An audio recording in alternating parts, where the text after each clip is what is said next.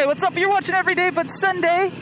Thank you so much for watching. I want to say thank you first and foremost to my subscribers. You guys are so awesome, and your support has been amazing. It just fuels me to make more videos. Now, I'm not the most professional person for reviews. I try to make very professional reviews for you guys, but I don't work for a camera company. I'm not a professional photographer. I'm not a professional videographer. I'm just a person who really loves cameras, who's works with them a lot, who's collected them over the years. And I try to tell you guys about good deals. I try to tell you guys about things that I don't think are that great a deal or may not work for you. They may work for somebody else, or et cetera, et cetera. And you guys have been asking me a lot about the different types of cameras that I use. So I thought I'd give you a quick overview of them. Now, I will give you a little bit of backstory, to be completely honest. I did go to school for television and radio. I've worked in the studio. I've been a director. I've been behind the camera. I've edited audio and video. So I have had formal training for quite a few of these things. But I didn't want you to get the idea that I'm somebody that I'm not. You know what I mean? Like, I do my best, but I have my shortfallings. But I just try to give you an idea of some of the different type of cameras I've collected over the years. I did a full review of this CG tracker, which I'll leave in the description below if you haven't seen that. I've done a review of the Hero Session, and some people got really triggered by the Hero Session review, and I don't want people to get it wrong. I did not say it's a totally garbage camera. I said that it was too delicate for my personal use. But it has really good uses. I actually really wanted to love that camera. Just unfortunate that it didn't hold up to my lifestyle. And I realize I'm rough with stuff. So not everyone's going to be as rough as I am, which is why I made the comment that I did. I left a link for somebody in a comment section about a case that you can put around the Session. Now, it's not made by GoPro, but it is on Amazon. If I had known about it, I think it's like 10 or 15 bucks. I would have bought that because it would have, been great insurance for the camera. I didn't know that it existed. So I'll leave a link for that in the description. Guys, I also want to be 100% with you guys. When I leave links in the description for items that I talk about, they're affiliate links. They're Amazon affiliate links. I get a commission cut if you purchase the item.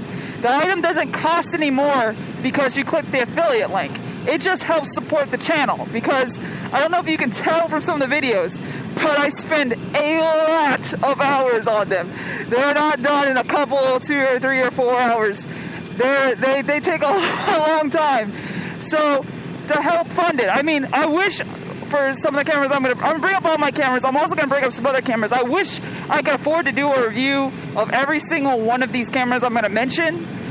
A full review, but I can't afford that. But I still want you to know about it, because while the cameras I bought are great for me, maybe a different camera is better for you.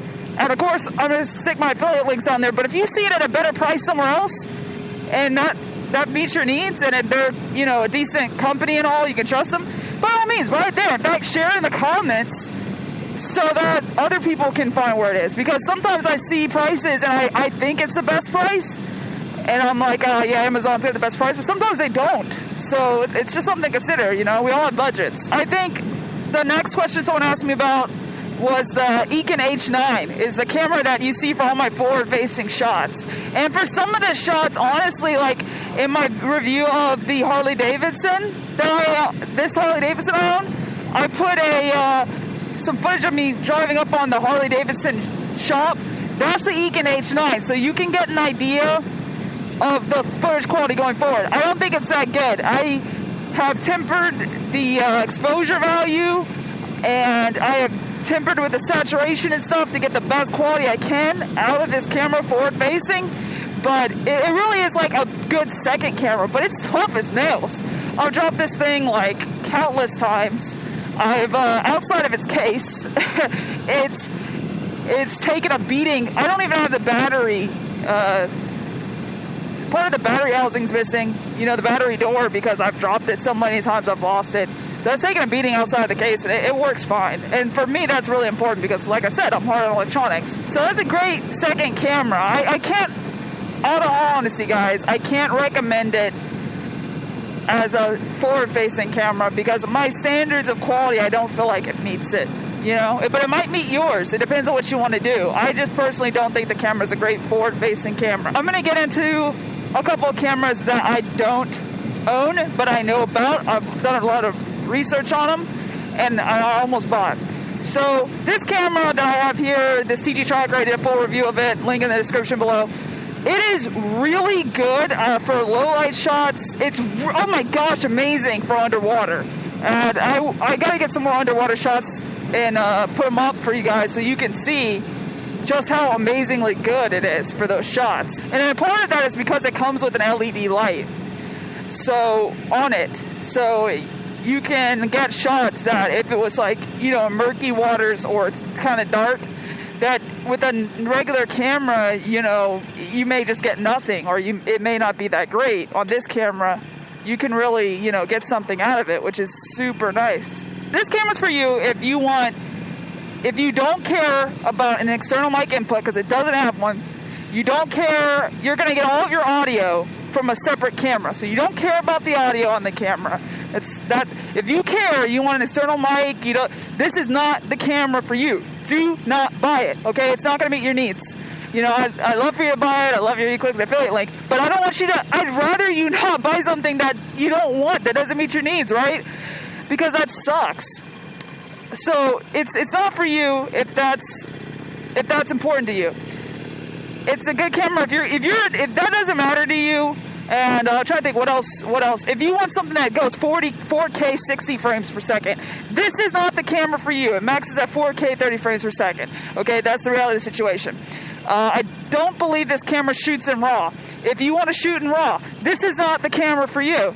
Okay, I personally don't, because I don't want to step on anyone's toes. But if you care about low light, you care about underwater a lot, and you care about something that's really tough, you don't want to have to worry about being ginger or accidentally breaking your action camera. You just want to stuff it in the bag and go, which is a huge concern for me. You want something that's tough and reliable. You want something that's going to give you good image quality. That's your biggest concern. This is the camera for you.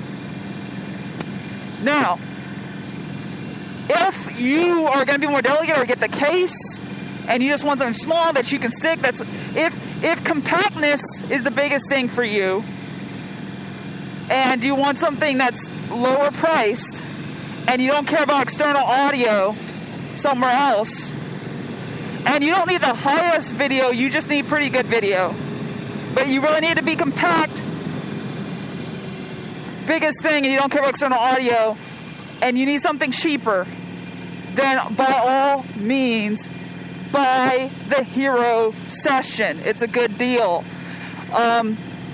It wasn't for me, but if that is what you need, then that is what you should get. If you want better image quality, but you're still, compactness has got to be number one here, right? Compactness is number one. You want better image quality, then you can get the Hero 5 Session. And I want to say that I have seen you can connect to like the micro USB through an adapter on the Hero 5, okay? Not the regular Session, but the Hero 5, which is $300, okay? You can connect a microphone through that. Now, I was asked if you can connect a microphone via the micro USB on the back of this camera I have here, the Tracker. I haven't been able to test that yet. I haven't been able to find that anywhere. I'm going to try to get in contact with someone at Tracker to find the answer for that. At Olympus, I'm sorry, to find the answer for that.